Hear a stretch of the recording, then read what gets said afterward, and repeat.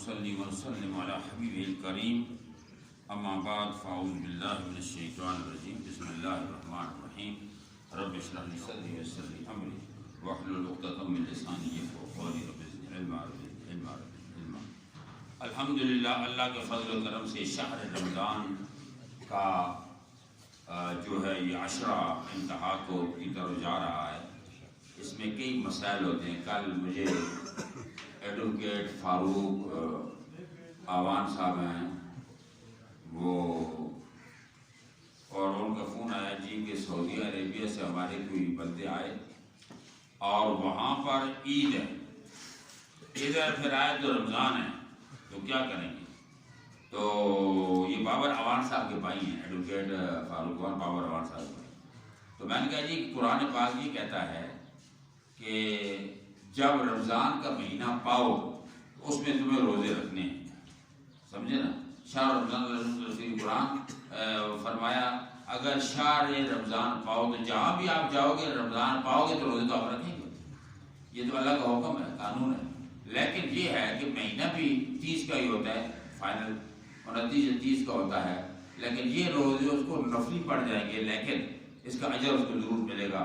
اگر مثلا یہاں آیا یہاں پر جناب رمضان ہے، یہاں پر کل پرسوں عید ہو جائے، پھر ادھر واپس دوسری طرف چلا جائے وہاں رمضان ہو، تو وہاں بھی اس کو روزے رمضان کا احترام اسے کرنا پڑے گا۔ اللہ رب العالمین نے نظام ایسا بنایا ہے کہ دنیا میں کوئی ایسی جگہ نہیں جہاں پر اللہ کے نام کا ذکر نہ ہو رہا ہو، کیونکہ اللہ تعالیٰ جو ہے نا وہ بڑا کریم ہے، اس کا نام ہر جگہ جپا جائے، اس لیے دنیا قائم ہے۔ فرمایا جس دن اللہ کے نام کا ذکر ختم ہو گیا اس دن دنیا میں قیامت برپا ہو جائے گی۔ آپ یہاں اگر زور ہے، کہیں فجر ہے، کہیں عصر ہے، کہیں مغرب ہے، کہیں عشاء ہے، کہیں طواف کعبہ ہو رہا ہے، کہیں کیا ہو رہا ہے، ہر جگہ ذکر خدا جاری ہے، یعنی کوئی ایسی جگہ نہیں جہاں اللہ کا ذکر نہ ہو رہا ہو۔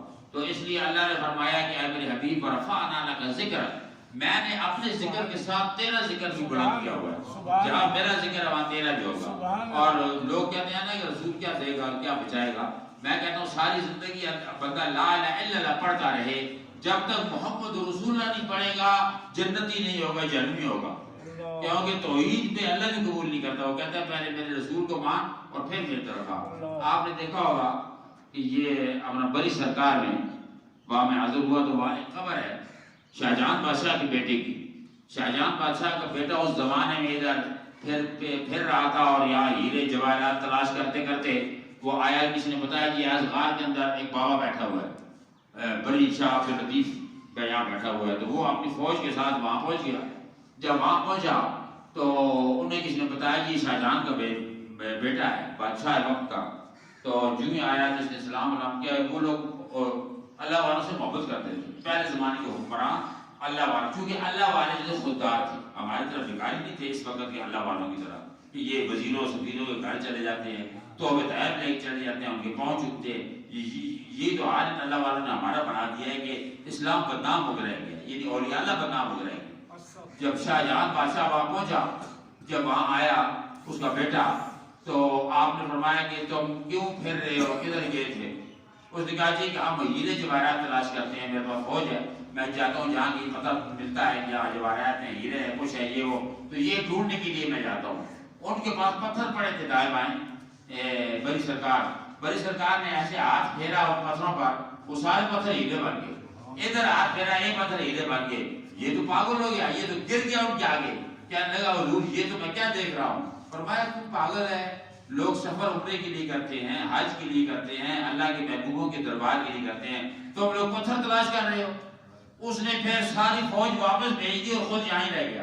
اس نے کہا میں نہیں آؤں گا، میرے باپ سے کہہ دینا میری زندگی ادھر گزاروں گا۔ قبر بھی اس کی یہاں بنی ہے۔ پھر آپ نے مرتے وقت یہ آپ نے وصیت کی تھی کہ جو بندہ بھی میری قبر میں سلام کرنے آئے پہلے اس کی قبر میں سلام کرے، کیونکہ اس نے وفاداری نبھائی۔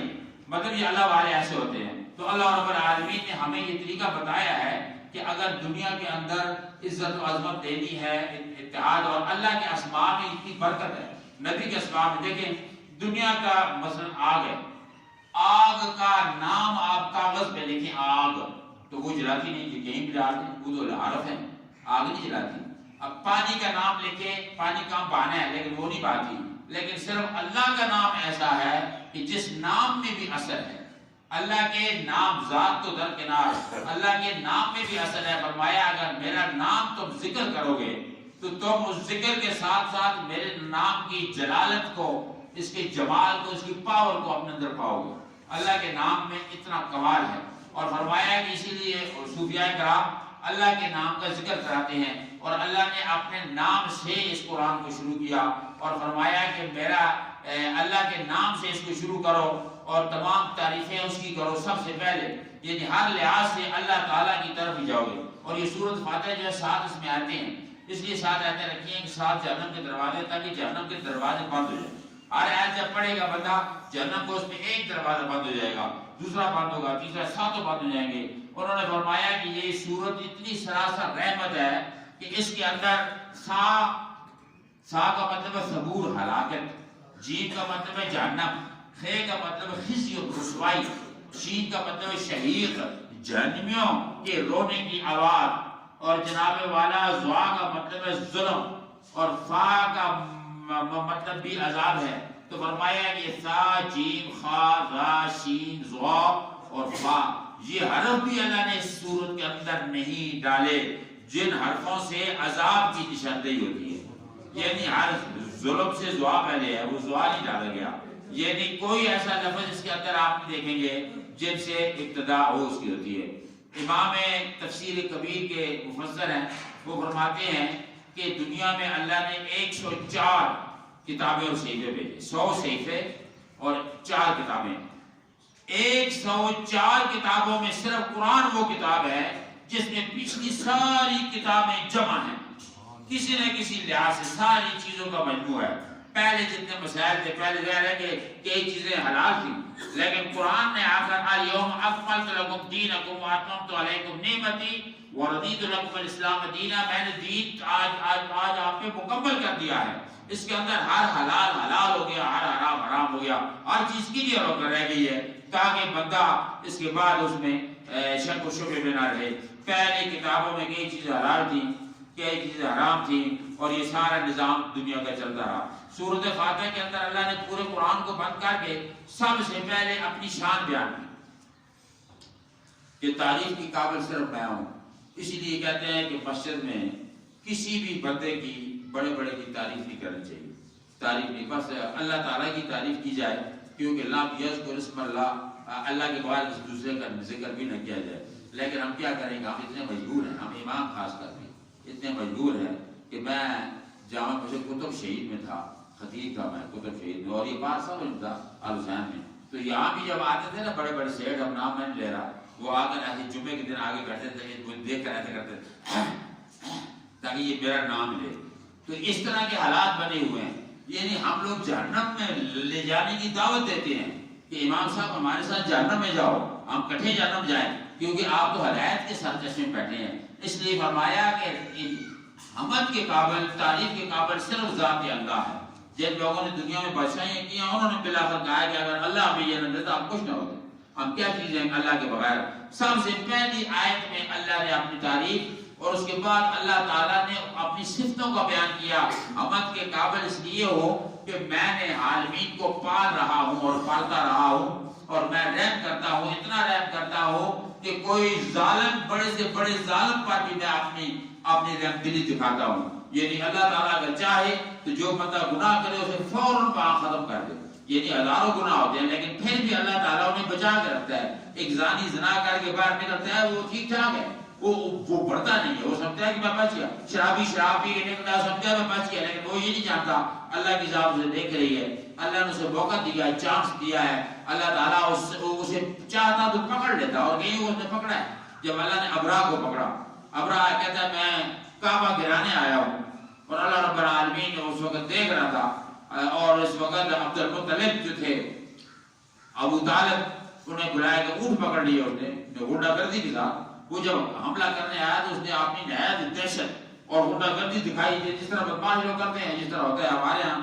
آپ نے دیکھا ادھر جناب حویلیہ کے اندر ایک تھا بیچارہ گیا، اب مسلمان ہو گیا شکر الحمدللہ. تو وہ جو تھا وہ بندے اٹھا لیتا تھا، جہاں سے بندہ آتا تھا، جیبا اس کا نام تھا، جیبا پہاڑوں میں رہتا تھا. بڑے بڑے وزیر سفیر اس نے اٹھایا اور پہاڑوں کے اندر جناب والا 3 مہینے 4 مہینے وہاں رکھ کر ان کو جناب پہاڑوں میں بھگاتا تھا اوپر نیچے، اور اس کے بعد میں فیصلے چھوڑ دیتا تھا، لیکن اب اس نے توبہ کر لی، اللہ کی راہ میں سیدھا ہو گیا۔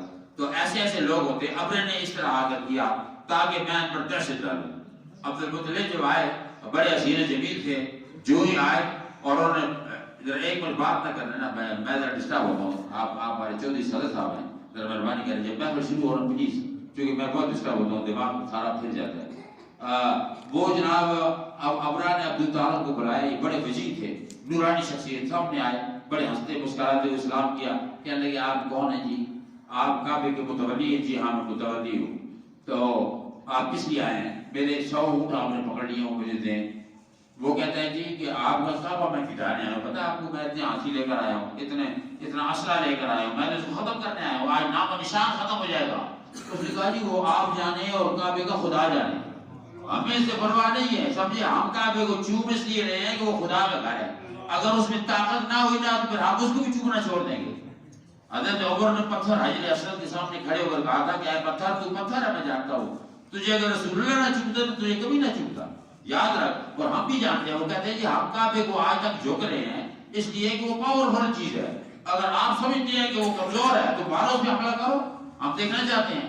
پھر جناب والا یہ اپنے اونٹ لے کر جب چلے گئے، مکہ خالی ہو گیا، تو ادھر سے اللہ کا ایسا عذاب آیا کہ اس کی ہوش و آواز باختہ ہو گئی، اور پتھر میں نے خود وہ ہاتھی میں نے دیکھے ہیں، پتھر بنے ہوئے، کئی ہاتھی، بڑے بڑے کان اور بڑے بڑے ساری مکے شریف میں، اگر آپ مزدلفہ کی طرف جائیں تو پہاڑیوں کے اندر ہاتھی جناب پڑے ہوئے سارے۔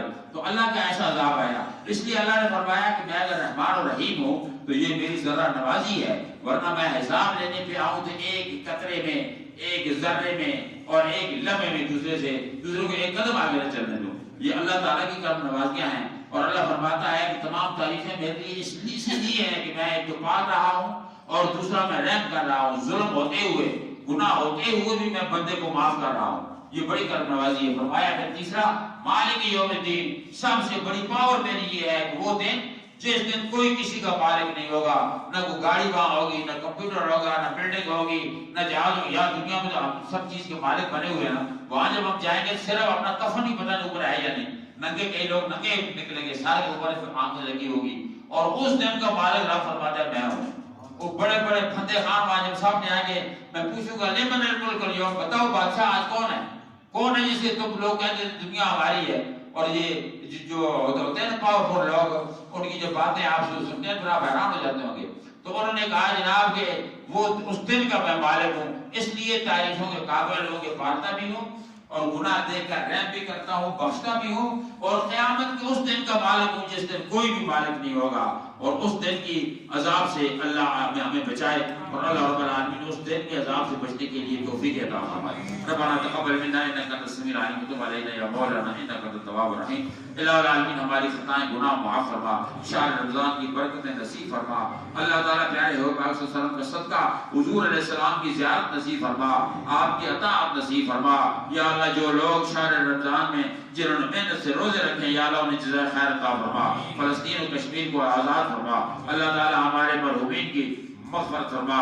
جناب والا اپنے فضل کے ساتھ یا اللہ ہمارے والدین کریمین جو دنیا سے چلے گئے، رب العالمین نہ جانے انہوں نے نیکیاں پوری کی، کام کی، جو بھی کیا ہماری طرف سے انہیں تحفہ مغفرت عطا فرما، ان کی قبروں کو ریاض جنت بنا، اور یا اللہ ہمیں بھی دعا وہ عطا فرما کہ ہم جب دنیا سے جائیں تو ہمیں بھی کسی کو دعا کرنے والا، یاد کرنے والا ہو۔ اللہ تعالیٰ نے مسجدوں کو آباد فرما، عید کی خوشیاں سب کو نصیب فرما، اللہ تعالیٰ دکھ درد تکلیف بیماریاں دور فرما۔